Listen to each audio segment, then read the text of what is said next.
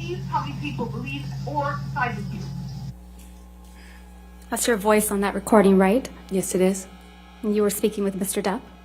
Yes. You can talk to him, but it's not going anywhere.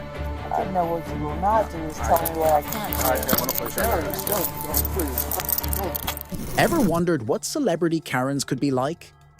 From Karen Huger's intoxicated car accident to Amber Heard's false accusations, we are here to observe plenty of drama and see how things boomeranged on them for not remaining silent. Let's find out the crazy female celebrity psycho Karen moments that were caught on camera to make us laugh. Our first case is of a celebrity Karen who tries to run away from the police, but faces a brutal car crash. All right, let's get back to that breaking news tonight. A guilty verdict in the DUI case against Real Housewives of Potomac member Karen Huger. I was in shock seeing that Karen has totaled her car, all the charges.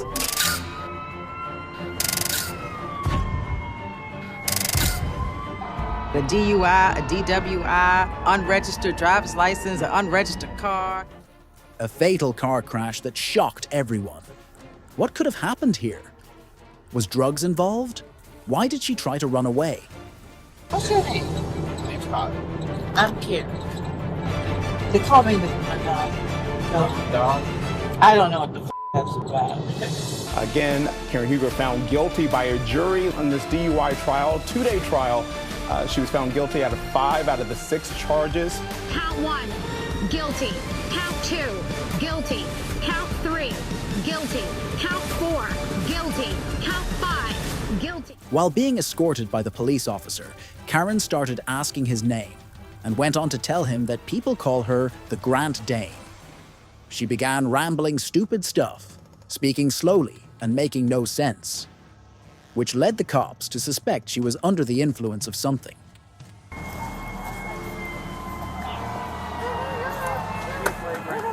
Right here, man. Right here. Yeah, we're just going to check you out. Yeah. Hello. I'm Officer Baxter County Police. Just listen to everything's being video and audio recorded at this point, all right? You can go. No, it's not okay. Well, it has to be. Cut it off now. I can't. You can go with them. Can. I'm not. I'm like this. Right on this side. So you're holding your sorry. Does anything hurt there? Police officers arrived at the scene while Karen was being assisted by paramedics after the massive crash. She tried to say something, but her speech was so slow and slurred that no one could understand her. The only thing she managed to clearly say was for the officer to shut off his body camera. Okay. I'm Karen. Montgomery County Police. I would rather. I don't like it. Okay, I'd rather It's her okay. not do a lot of talking at this point anyhow, because she's probably a little bit upset Well, I'm after sure, I'm the sure. thing, so she's. Can I ask you where you're coming from tonight? Ma'am. Said she was coming from a friend's house. Okay. Which way were you driving on out of Oakland? Were you coming from Bradley? A few minutes later, Karen's husband arrived at the scene. He stood beside her as the police began questioning her. He advised her to stay silent, saying it would be better after everything that had happened. Following his advice, both Karen and her husband refused to answer any further questions. Coming back, you said that you got run off the road. I did. Did you hit the tree here or something? It looks like she hit the center median, came across the median, and then hit this tree as well, Okay, or one of the. dark.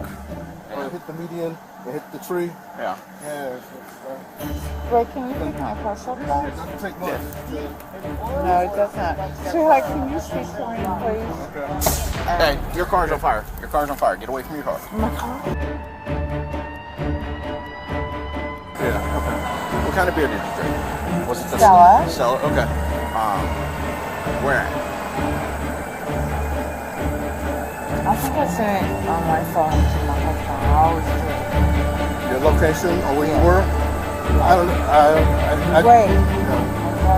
No, don't. It's on fire. Don't go. Karen, your car is on fire. You're not going to.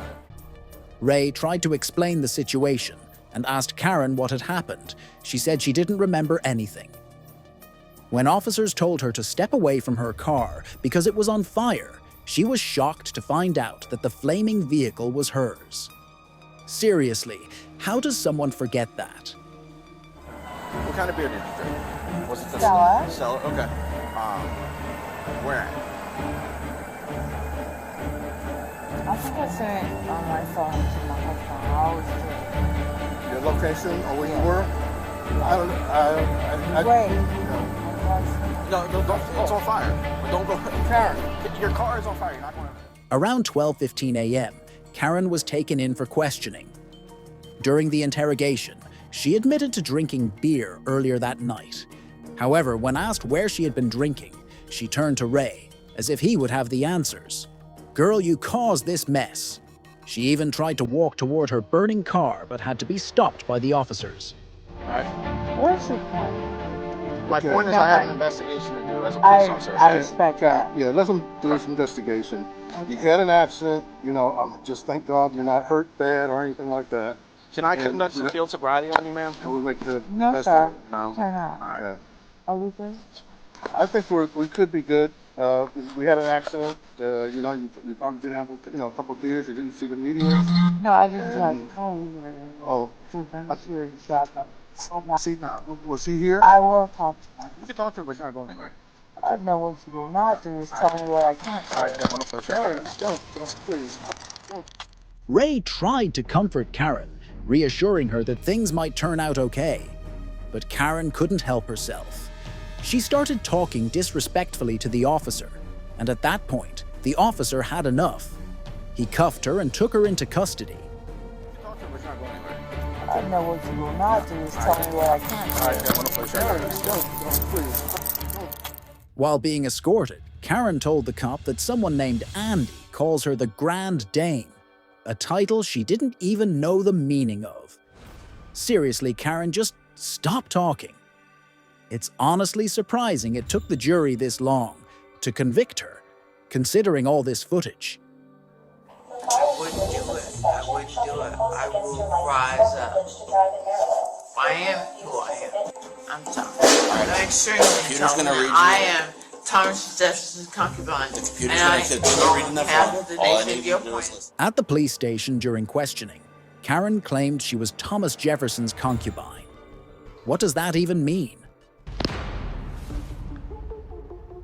I've been gagging. Like, the wig sliding off, her telling the cop that she's the Grand Dame. Like, I want to laugh, but I do feel bad. But my main question is, Karen, I thought you were, like, smarter than this. I mean, clearly you should have just gotten a driver. I'm not talking about the DUI. I thought she was more smarter in the sense of, like, how could you go up in front of those cameras and be like, it's all a misunderstanding? Clearly, Karen has told this man to tell me that Karen's never out drinking, ever, ever, ever. You're looking out for the Grand Dame. I appreciate that. Absolutely. Like, I don't want to laugh because I do feel bad, but I'm like, baby, no. That body cam caught you in 4K. There's no misunderstanding. Your husband can't find your driver's license. You're telling the cop that you hate him, which is like fair, T. And you're wobbling. Your car's crashed. Karen, Miss Mamas, I think there may be some, well, she was found guilty, but the sentencing is when? Like next month or something? Baby, I don't know. Jail time might be on the table.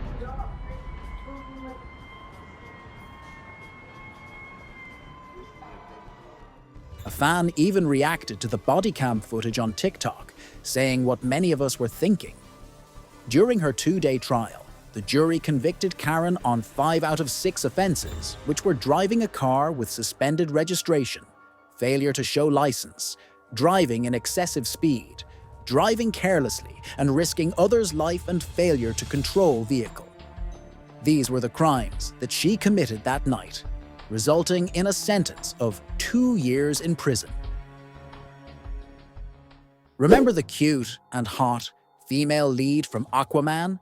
Yes, the redhead heroine that got our hearts. Ever thought she could be Karen? That too a nasty one? Let's find out. We all know Amber Heard and her infamous Karen moment with Johnny Depp, but let's see how things took a turn in the courtroom. Mr. Depp hasn't looked at you once this entire trial, has he? Not that I've noticed, no. You've looked at him, though, many times, haven't you? Yes, I have. You know exactly why Mr. Depp won't look back at you, don't you? I do. He promised you you would never see his eyes again. Isn't that true? I don't recall if he said that. One of the last times you ever saw Mr. Depp was when you met him in San Francisco in July of 2016, right? That was the second to last time I saw him, yes. And this was after you had publicly accused him of domestic violence. I got my restraining order before that, yes. And this is after you had obtained the domestic violence restraining order against him. That's correct. This clip takes us right into the courtroom drama of the century. Amber Heard versus Johnny Depp. Amber accused Johnny of domestic violence and rape.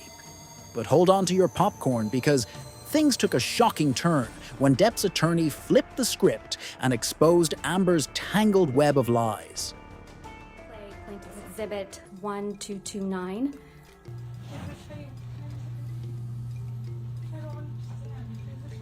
No.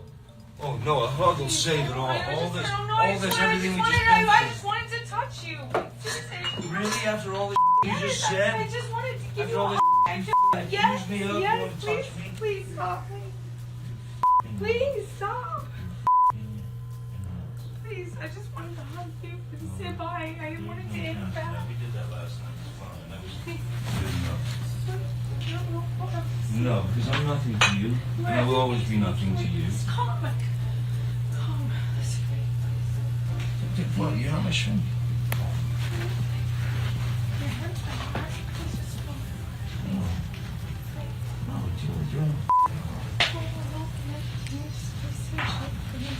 No, we'll never see each other again. You won't don't take my glasses off. You don't like looking at not my eyes. You will not see my eyes again.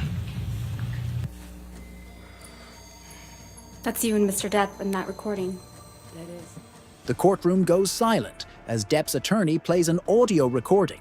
In it, Amber is practically pleading for Johnny to hug her and touch her. Yes, after slapping him with a restraining order. Talk about mixed signals. Johnny, though, wasn't having any of it. He told her to back off and said, "You will never see my eyes again." Boom. Mic drop. And guess what? He's kept that promise ever since. Fight and see what the jury and judge think. Tell the world, Johnny. Tell them, Johnny Depp. Johnny Depp, man, I'm a victim too of domestic violence, and yes. It's a fair fight. And see how many people believe or side with you. That's your voice on that recording, right? Yes, it is. And you were speaking with Mr. Depp? Yes. And you said to Mr. Depp, quote, you can please tell people that it was a fair fight and see what the jury and the judge think. Tell the world, Johnny. Tell them, Johnny Depp, Johnny Depp, a man, a victim too of domestic violence, end quote. That's what you said, right? I was saying it to the man who beat me up, yes. Then came the moment that had everyone leaning forward. Another audio recording. In this one, Amber casually admitted to hitting Johnny during their relationship. Suddenly, it was clear who the real victim of domestic violence was. It was Depp and not Amber.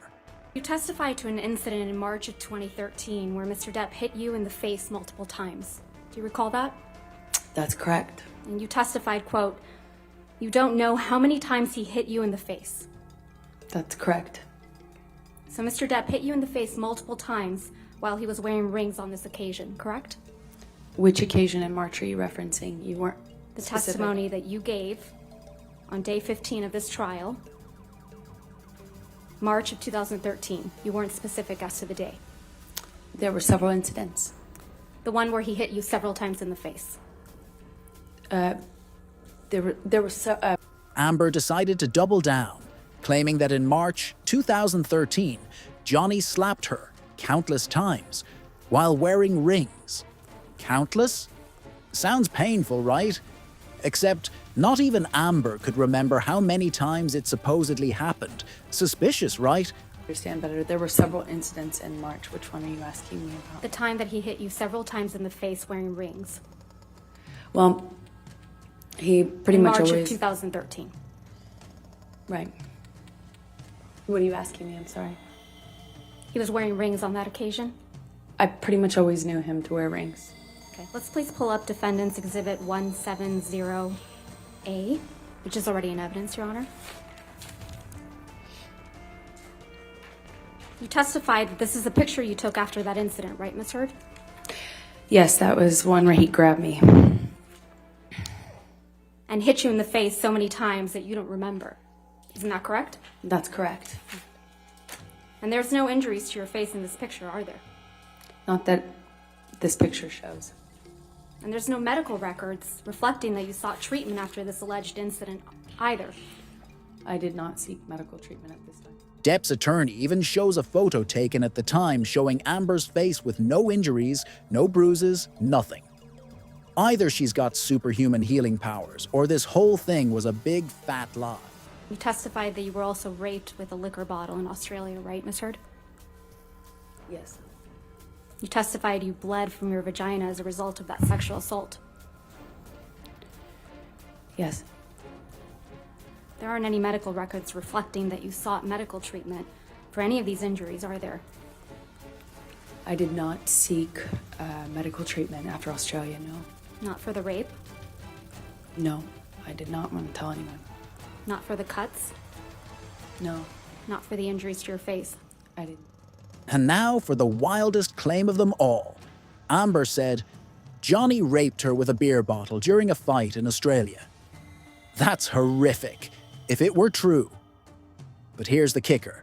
After supposedly enduring such brutal injuries, Amber never saw a doctor. Not once. Not even a Band-Aid. Does that sound fishy to anyone else? Sir, let's take a look at Defendant's Exhibit 1090, which is already in evidence.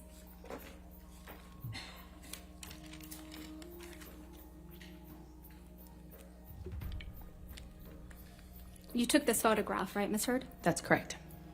And you testified that this was taken in Tokyo in July of 2013, correct? Yes. So you decided to take a picture of Mr. Depp asleep on the floor? He was passed out. That's a and yes. I took a picture of him because he wouldn't remember. He claimed he didn't pass out that way. And sometimes security would carry him like a baby into bed, get him changed, and he would be none the wiser.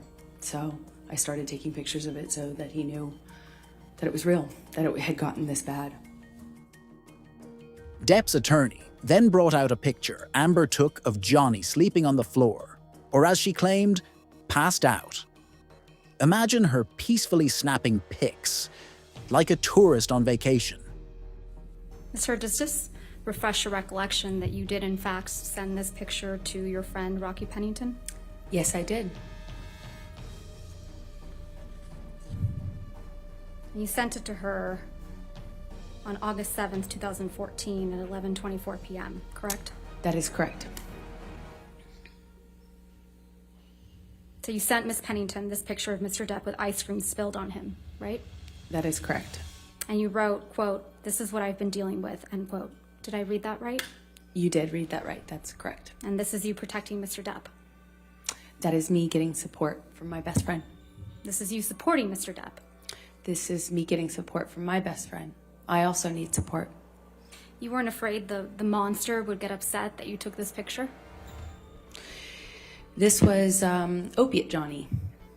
This is a different version of him. This is Opiate on the Nod Johnny. And you weren't afraid that Opiate Johnny, or the monster as you called him, would get upset that you sent this picture to your friend? Well, he's all of those things. Of course he could get upset. Of course that's scary to me, of course. But didn't stop you from sending this picture to your friend, did it? Why would it? Amber painted Johnny as a monster. But here's the twist. She sent a picture of him passed out with ice cream spilled all over him to her friend. Depp's attorney asked the million-dollar question. Wouldn't this so-called monster get furious if he saw this picture? Amber's response? Nothing but awkward silence and circular answers. Classic. 2018 interview, you said that you had, quote, donated, end quote, your entire divorce settlement to charity, right? That's correct. And in fact, your exact words were, quote, $7 million in total was donated to, I split it between the ACLU and the Children's Hospital of Los Angeles, end quote, right? That's correct. I made that statement as soon as I got a divorce and we reached the settlement. That's when I pledged it, right then. And you say this because you, quote, wanted nothing, end quote. That is correct. But you hadn't donated your entire $7 million settlement to charity at that point, had you? That's incorrect. Sitting here today, Ms. Heard, you still haven't donated the $7 million divorce settlement to charity. Isn't that right? Incorrect. I pledged the entirety of the Ms. settlement, Heard, $7 million to charity, and I intend to fulfill those obligations. Ms. Heard, that's not my question. Please, What was try your to answer question? my question. Sitting here today, you have not donated the $7 million, donated, not pledged, donated the $7 million divorce settlement to charity. I use pledge and donation synonymous with one another. But I the same don't. thing. Ms. Heard, I don't use it synonymously. That's how donations are paid. Ms. Heard, respectfully, that's not my question. As of today, you have not paid $3.5 million of your own money to the ACLU. Yes or no? I have not yet. You had all of the $7 million for 13 months before Mr. Depp sued you, and you chose not to pay it to the charities you pledged it to. Is that correct, Ms. I Heard? disagree with your characterization of that. Most of the money that was donated to the ACLU and CHLA in your name came from someone else. Isn't that right? And now for the $7 million question. Literally. After their divorce, Amber walked away with a cool $7 million settlement. She proudly announced she would donate it all to charity. Cue the applause.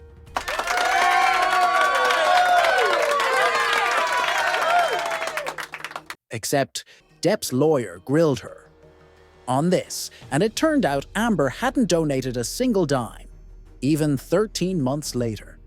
Her excuse? She danced around the truth like it was a TikTok trend, but eventually admitted she hadn't done it. I don't know what you mean by most stuff. Well, at least $500,000 that was donated to the ACLU in your name wasn't paid by you, right?